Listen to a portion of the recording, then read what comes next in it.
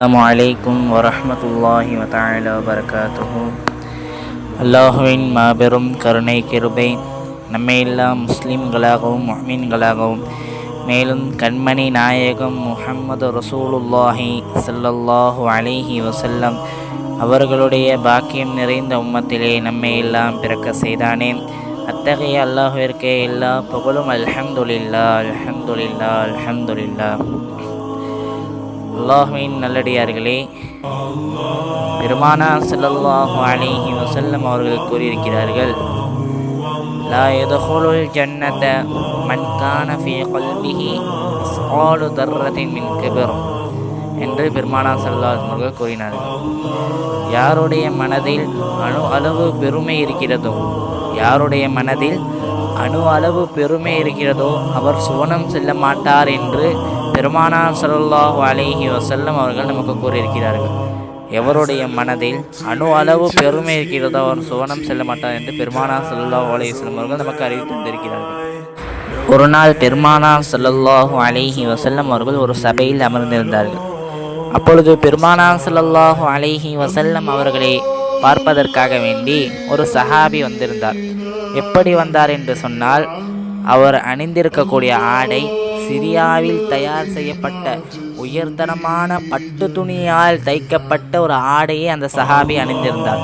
அப்பொழுது பெருமானார் ஸல்லல்லாஹு அலைஹி வஸல்லம் அவர்கள் அந்த சஹாபியை பார்த்து கூறினார்கள், இந்த ஆடை என்பது தற்பெருமைக்காரர்கள் அணியக்கூடிய ஆடை அல்லவா, நீங்கள் அணிந்திருக்கிறீர்களே என்று பெருமானார் ஸல்லல்லாஹு அலைஹி வஸல்லம் அவர்கள் இந்த சஹாபியை பார்த்து இவ்வாறு கூறினார்கள். உடனே இவ்வாறு கூறிவிட்டு ஒரு உபதேசங்கள் செய்தார்கள். என்ன உபதேசம் என்று சொன்னால், நூஹ் அலைஹி வஸல்லம் அவர்கள் சக்கராத்துடைய நேரத்தில் இருக்கும் பொழுது தன்னுடைய பிள்ளைகளுக்கு என்ன உபதேசங்களை செய்தார்களோ அந்த உபதேசங்களை பெருமானார் ஸல்லல்லாஹு அலைஹி வஸல்லம் அவர்கள் கூறி காமித்தார்கள்.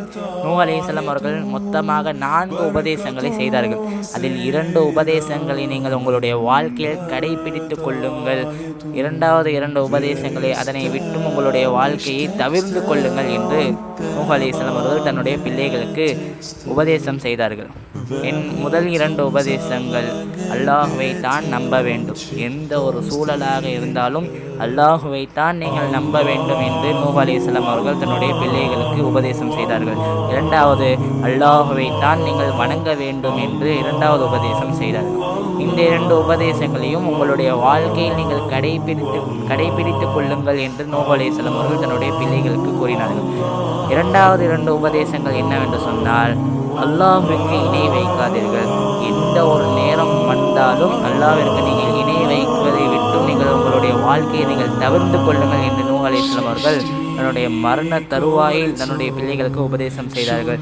2வது உபதேசம், தற்பெருமை அடித்துக் கொள்ளாதீர்கள் என்று நூஹ் அலைஹிஸ்ஸலாம் அவர்கள் தன்னுடைய பிள்ளைகளுக்கு உபதேசம் செய்தார்கள். ஏனென்று சொன்னால், தற்பெருமை என்பது ஒரு மனிதனை தாழ்த்திவிடும் என்று நூஹ் அலைஹிஸ்ஸலாம் அவர்கள் கூறியதாக பெருமானார் ஸல்லல்லாஹு அலைஹி வஸல்லம் அவர்கள் இந்த உபதேசங்களை சஹாபாக்களுக்கு செய்தார்கள். உடனே பெருமானார் ஸல்லல்லாஹு அலைஹி வஸல்லம் அவர்களிடம் சஹாபாக்கள் கேட்டார்கள், யா ரசூலல்லாஹ், அழகான ஆடைகளை அணிந்தாலும் அது பெருமையில் கட்டுப்படுமா? மன்னர்கள் அணியக்கூடிய காலணிகளை அணிந்தாலும் அது பெருமையில் கட்டுப்படுமா என்று பெருமானார் ஸல்லல்லாஹு அலைஹி வஸல்லம் அவர்களிடம் சஹாபாக்கள் இவ்வாறு கேட்ட பொழுது பெருமானார் ஸல்லல்லாஹு அலைஹி வஸல்லம் அவர்கள் ஒரு அழகான ஒரு பதிலை கூறினார்கள். இன்னல்லாஹ ஜமீல், நிச்சயமாக அல்லாஹ் தஆலா அழகானவன், யுஹிப்புல் ஜமால், அழகை விரும்பக்கூடியவனாக இருக்கிறான் என்று பெருமானார் ஸல்லல்லாஹு அலைஹி வஸல்லம் அவர்கள் சஹாபாக்களிடம் கூறினார்கள்.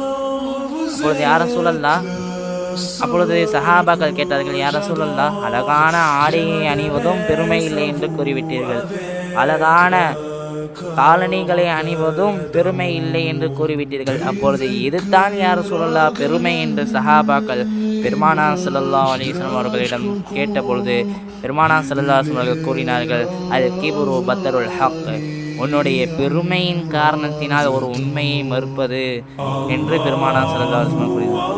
உன்னுடைய பெருமையின் காரணத்தினால் ஒரு உண்மையை மறுப்பது, அதுதான் பெருமை என்று பெருமானார் ஸல்லல்லாஹு அலைஹி வஸல்லம் கூறினார்.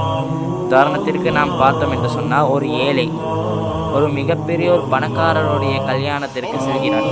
அப்பொழுது தன்னுடைய அந்தஸ்தை நாம் காமிக்க வேண்டும் என்று கூறிவிட்டு மிகப்பெரிய தன்னுடைய பெருமை, அவர் நம்மை பெருமை அடித்துக் கொள்ள வேண்டும் என்பதின் காரணத்தினால் மிகப்பெரிய ஆடம்பரமான ஆடை எல்லாம் அணிந்து கொள்கிறார். தான் ஏழை என்பதை காமிக்காமல் நான் பணக்கார என்பதை காமிப்பதற்காக வேண்டி ஒரு உண்மையை தன்னுடைய பெருமையின் காரணத்தினால் ஒரு உண்மையை மறுப்பது என்று பெருமானார் ஸல்லல்லாஹு அலைஹி வஸல்லம் கூறினார்கள். இரண்டாவது கூறினார்கள், கமுத்துன்னாஸ், உன்னுடைய பெருமையின் காரணத்தினால் மக்களை மட்டம் தாழ்த்துவது என்று பெருமானார் ஸல்லல்லாஹு அலைஹி வஸல்லம் கூறினார்கள்.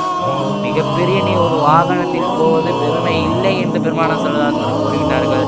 நீ வாகனத்தில் போகிக் கொண்டிருக்கும் பொழுது நடந்து செல்லக்கூடிய நபரை நீங்கள் மட்டமாக பார்ப்பது இதுதான் பெருமை என்று பெருமானார் ஸல்லல்லாஹு அலைஹி வஸல்லம் கூறினார்.